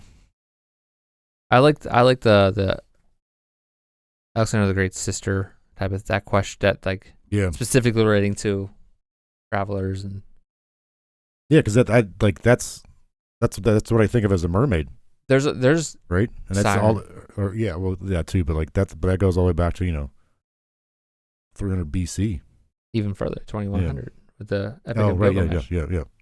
As some type of water person. Yes. But I think the other thing I was going to mention is that you have these beings that are in water. They could be human-like or not. Even like the Epic of Gilgamesh goes back, and it's not really clear that it's a mermaid. Mm-hmm. It's almost like telephone. They're just repeating stories, and everybody's adding a little spin to it. Yeah. But again, it doesn't explain how it got around the world. No. How did all these come to the same conclusion? How do all those, if that's true, that the game of telephone's true through history, how did they all come to the same conclusion? I don't know. That's the mystery. A lot of them have a human with a fishtail. Right. Yeah, why is it not the other way around? I mean, some of these they don't mention them specifically, but they have like a morphing, something like a morph. But yeah. For the most part, they all are fish people. Yeah. Or in some way. And there's a lot. There's so many I didn't know. You could see like some of these I just X'd out because I'm like, there's no time. I'm trying to think if these are like landlocked countries that still would have thought of a mermaid was a thing. It seems like most of them. Right. There's a Slavic folklore, so Germanic tribes. There wasn't something about Germanic tribes. Where was that? It might have been in British Isles. Oh, the sea maidens or swan maidens were Germanic. There's a lot of stuff out there about mermaids. You all want to take a look. Try to solve it for yourselves. Go down that rabbit hole. It is a pile of junk. Good information, really awesome information about different cultures. Helps you like understand how people are all connected in some way. Like humans are humans. We have some type of shared reality or shared story, folklore, whatever. Sure. And somehow we are connected through that story that somehow. I'm just more interested in how it transferred around the world. Yeah, I think that's the most fascinating part of it. Yes, is a mermaid real? Probably not. Yeah. But how did that same story get around the world? Yeah. Other than something with Alexander the Great. But that is all I got. That is all we're going to do. This is a long one. But nonetheless interesting because I wanted to do a short one. So I am glad I stumbled upon this, though, because it was a lot more fun than Zodiac as far as information because it's not as depressing. Yes, right. I was in the dumps for a couple weeks doing that one. This one was a lot more fun, and I am glad I landed here. Yeah, this had some nice stories in it. Yeah. Love and lovers and fish lovers and fishy guys, long-haired maidens. His hair's wet all the time. Yeah. All right. If you're out there, if you're still out there, still listening, still watching, whatever you're doing, please go ahead and follow us on any social media account that we have active. You can find it in the notes, Facebook, Instagram, Twitter, or X, or whatever. Please follow us or give us a subscribe on YouTube. You can find us on all podcast platforms, depending how you're getting this right now. You can also get it as a video on YouTube or as a podcast on every podcast platform. If you're interested in helping us out with the show, have feedback, want to give us some more information or give us some ideas, please email us at mysteriousPalsOnline@gmail.com. You can go to our website at mysteriousPals.com, which has all links to all this stuff I just said. Again, all that's in the show notes, and that is MysteriousPals.com. MysteriousPals.com, www.MysteriousPals.com. And that is all we're going to do today. Next week, some more mysteries abound. And that's how you use it. But I'm fired up about, mystery and mermaids. Yeah. Jordan, thanks for being here. Thanks, Chris. Everybody out there, thank you for being here. We love you. Thank you. We appreciate you. We want to keep giving you the good stuff in the form of mysteries in history. So, see you next week. Same mysterious time, same mysterious place. Stay mysterious.